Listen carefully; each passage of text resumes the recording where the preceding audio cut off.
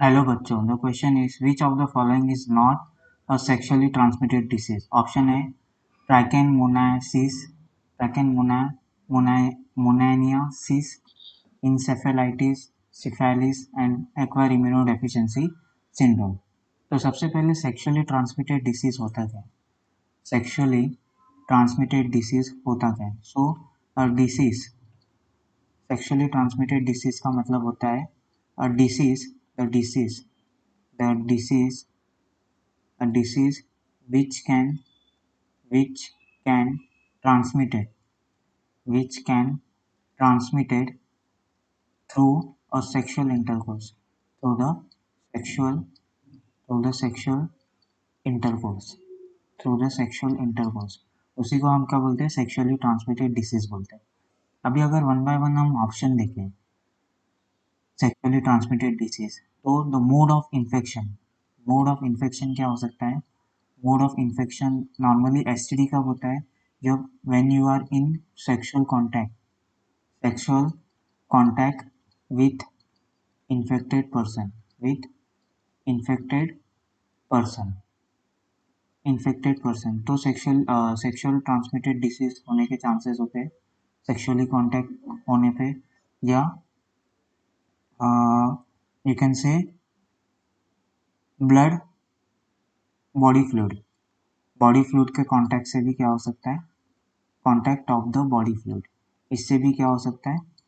आपको इन्फेक्शन होने के चांसेस होते हैं। तो अगर हम फर्स्ट ऑप्शन देखें ट्राइकेमोनासिया ट्राइकेमोनासिस ट्राइकेनोमोनासिस is actually a protozoan caused by the protozoan parasite known as Trypanosoma Trypanosoma vaginalis Trypanosoma vaginalis Trypanosoma vaginalis। Okay, इसमें क्या होता है? ये बैक्टीरिया का नाम है, ये प्रोटोजोआ, ठीक है, ट्रिपिनोमा वेजिनालिस।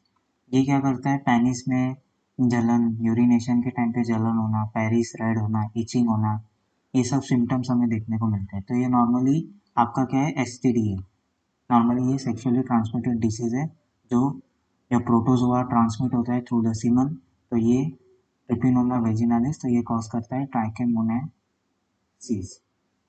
देन अगर सिफेलिस की बात करें, syphilis syphilis is a bacterial infection syphilis is a bacterial infection caused by ट्रिपिनोमा ट्रेपिनोमा ट्रेपिनोमा पैलाडिनम पैलाडम पैलाडम ट्रिपिनोमा पैलाडम। इसमें क्या होते हैं? सोर्स फॉर्म होते हैं, मतलब अल्सर फॉर्म होते हैं आपके मल्टीपल ऑर्गन्स के अंदर, माउथ में, स्किन के ऊपर, गेट इट? तो उसको सिफेलिस बोलते हैं। तो ये भी क्या है? आपका नॉर्मली एसटीडी है, sexually transmitted disease. Option D की बात करें, acquire immunodeficiency syndrome, acquire immuno immuno deficient deficiency syndrome. AIDS की अगर मैं बात करूं, एड्स की, तो ये नॉर्मली होता है, ये नॉर्मली है आपका, ये नॉर्मली होता है viral infection which is caused by the HIV.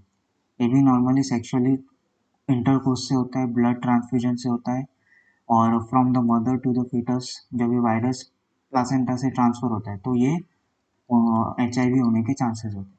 तो trichomoniasis, syphilis and acquire immunodeficiency syndrome, ये सब सेक्सुअली ट्रांसमिटेड डिसीज है। लेकिन इंसेफेलाइटिस ये सेक्सुअली ट्रांसमिटेड डिसीज नहीं है। ये एक्चुअली में क्या है? एक्टिव इन्फ्लामेशन है।